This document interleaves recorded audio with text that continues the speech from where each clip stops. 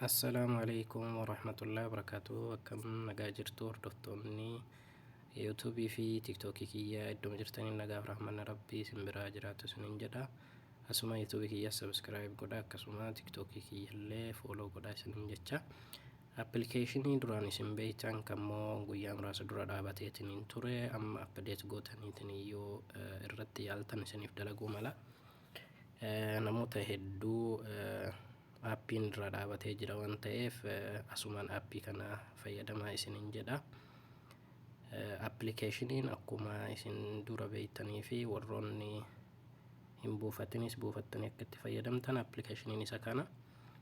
Kanaafuu mee akkamitti dalagaa isin garsiisa, ammaan isatti fayyadamutti jira waan ta'eef anas kanaan dura dhaabateetiin ture. Kanaafuu buufadhaatii itti fayyadamaa, warroonni qabdan immoo apdeet godhaatii itti fayyadamaan isiniin jedha. Ani apdeet godhee waan hin jiruuf keessuma seenee isin garsiisa. Appilikeeshiniin kun amma dalaguutti jira, stoop godheetiin isin garsiisa.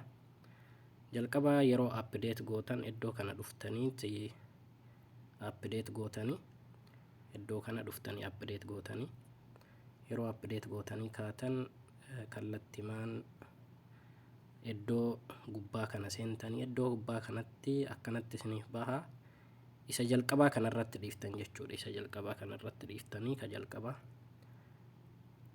akkuma san isa lammataa kana keessas yogguu dhuftaniitiin hin jettan, isa kana keessas yogguu dhuftaniitiin hin jettan, isuma kaanii wal fakkaatu irratti dhiiftan jechuudha.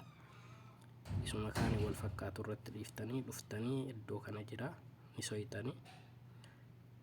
Kunoo gara jalqabaati irratti argama. Iddoo kana dhuftanii jechuudha. Dhiifama. Iddoo kana dhuftanii kanarra deebiftanii jechuudha. Akkuma isarra deebiftanii kallattimaan okee tuqxanii isiniif dalagaa staart yoo gootaniitiin hin jettan isiniif dalagaa jechuudha.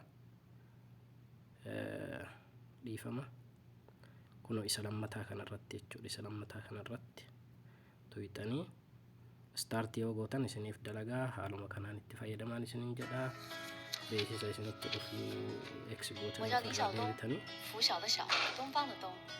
从小我就热爱这片球场，所以说这里主要是男生们的战场。 Haala kanaan itti fayyadamaan isiniin jedha. Wassalaamu alaikum warahmatullaahi wabarakaatuhu. Asuma yuutuubii fi tiiktookii kiyyas fooloo sabiskiraayib gochuu hin dagatinaa. Guyyaa gaarii.